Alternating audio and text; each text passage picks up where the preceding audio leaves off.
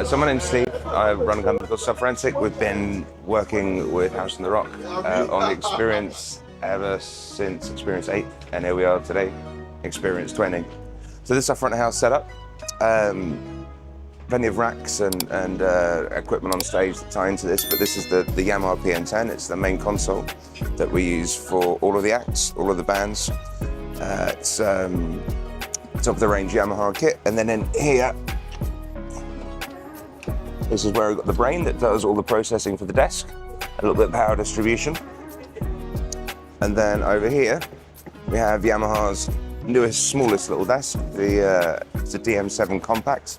And this is what we call continuity desk. So when the engineers are on the big desk getting ready for their acts, I'll be on this desk looking after the compares, the announcements, and Pastor Paul's mic, and some of the backing tracks, some of the smaller acts as well. It means that the guys working on this one have got enough time to prepare themselves for their show rather than having a really quick changeover. Also effectively increases the channel count that we have because we've got more stage boxes on stage to deal with that. Everything's running from UPSs, and then from here,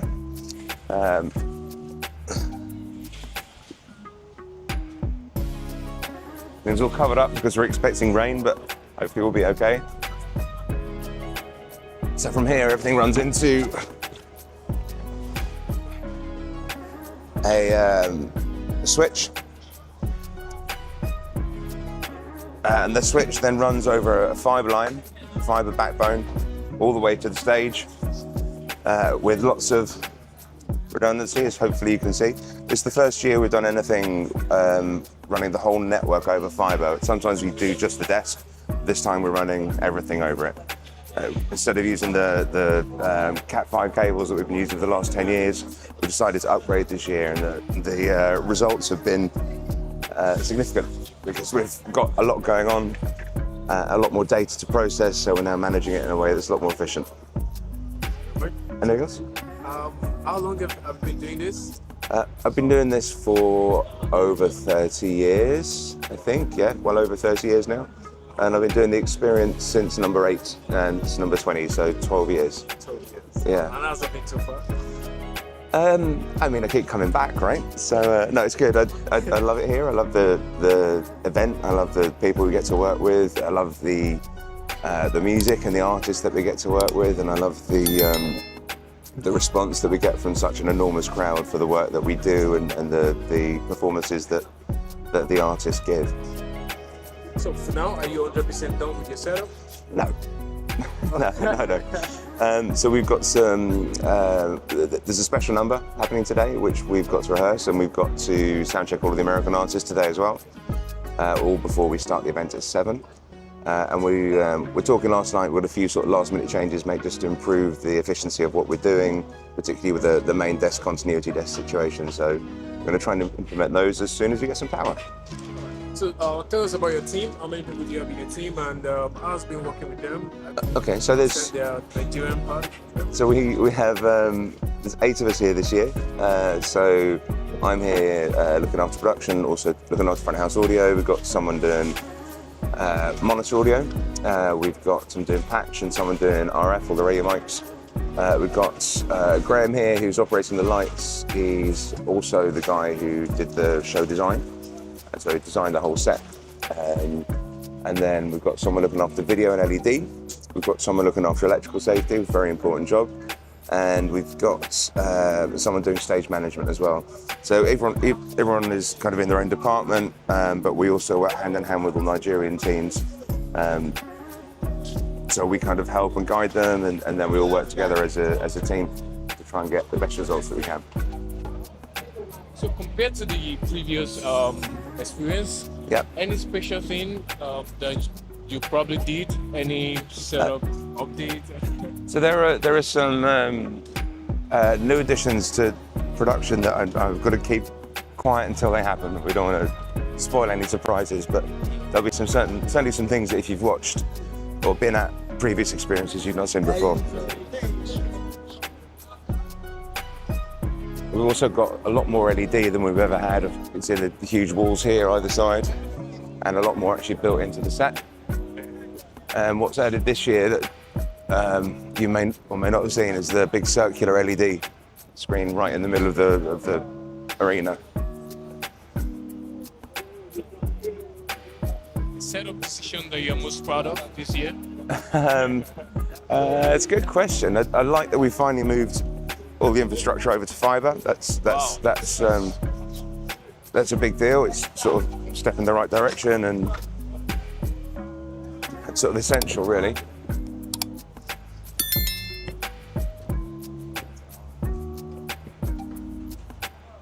So then, talking fibre, this is the other end of that fibre multi-core we showed you on the other side. It comes into this Luminex switch here. And from here we branch out into these, which are the lighting nodes. So that the node basically takes the data from the Cat6 ports and then converts it to DMX. So each of these cables will then run off to a chain of lights somewhere on the floor, up in the rig, or on the stage feature somewhere else. This again is basically it's a glorified lighting desk, but it does all the processing rather than actually having the faders. This here is a media server, as is this chap here. And those are what send the content up to the LED screens. So if you see the big experience logo up on the screen at the moment, that will be stored on one of these two machines, and which literally program it using the lighting desk to say, right, put that image there now.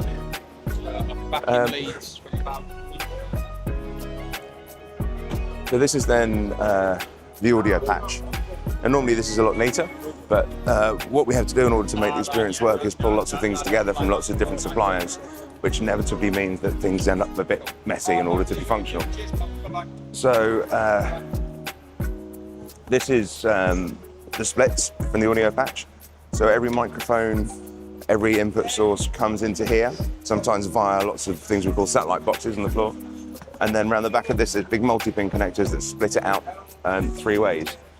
They then go to these stage boxes here, which are called Rios. They're Yamaha's, a sort of industry standard stage box. And we have 3 of those for monitors, and we have 3 of them for front of house. And you see they're numbered. So this one says 1, this is 2, this one is number 6 because we had to replace that, so it's ended up at the top of the pile, but there's 3, 4, and 5.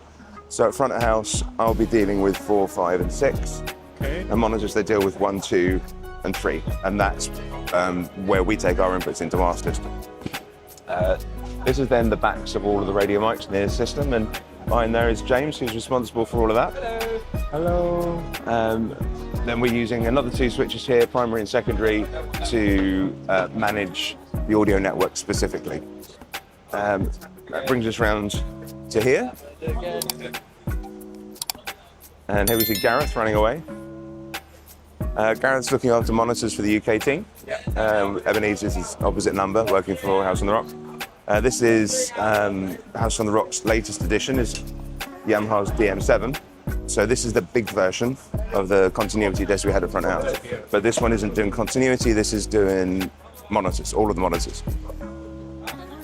And then over here, we've got an older Yamaha console, CL3, and this is doing continuity for monitors. So again, when we've got smaller acts coming on, it allows the engineer to prep for the next big act there whilst this is all happening here and sort of more easily.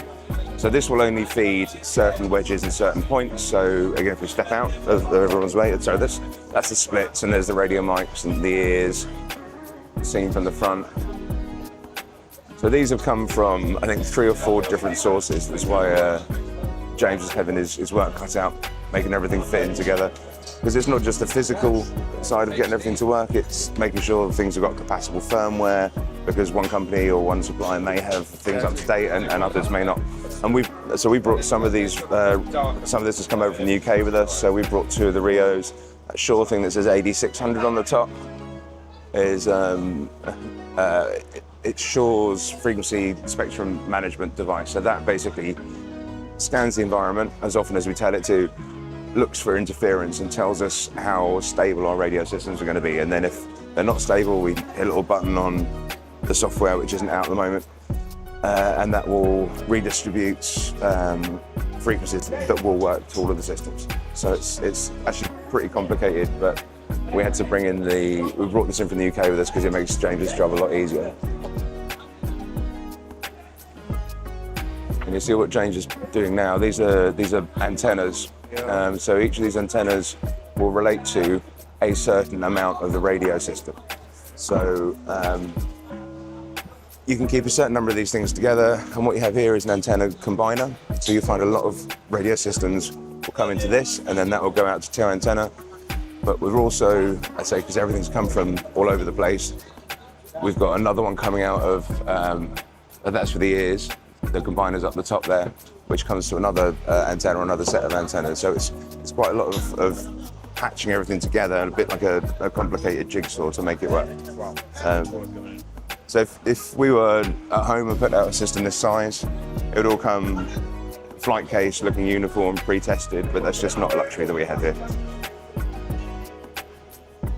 And then moving on to stage, obviously you can see a lot of lights, and there's Dave doing some patching bits and pieces ready for rehearsals this morning. We've got all the stage monitors here. We've got them undercover because we're expecting rain.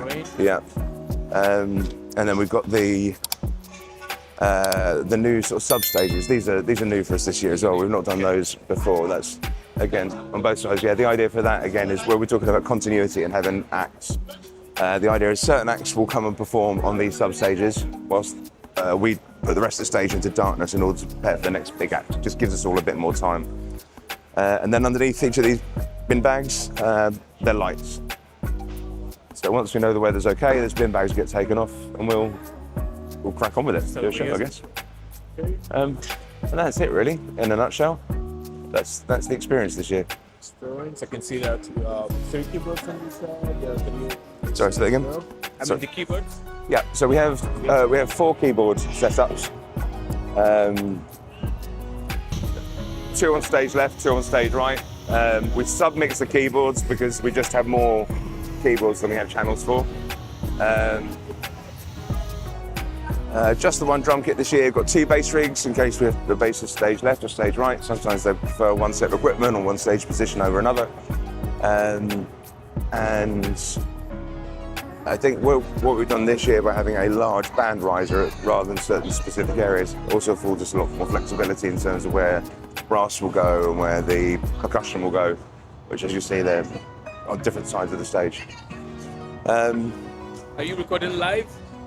I'm not, but Io is in broadcast. He'll be doing a multi-track. So that's the other thing I've not told you about, because it's Io from House of the Rock, who normally looks after the broadcasters doing that. You're probably going to have a chat with him if you haven't already. He's taken a feed from all of the Rios to his own DM7 and his own CL3, and that's where he's going to mix the sound that people are going to see live on TV. And a lot of stuff that you see on the internet will come from him.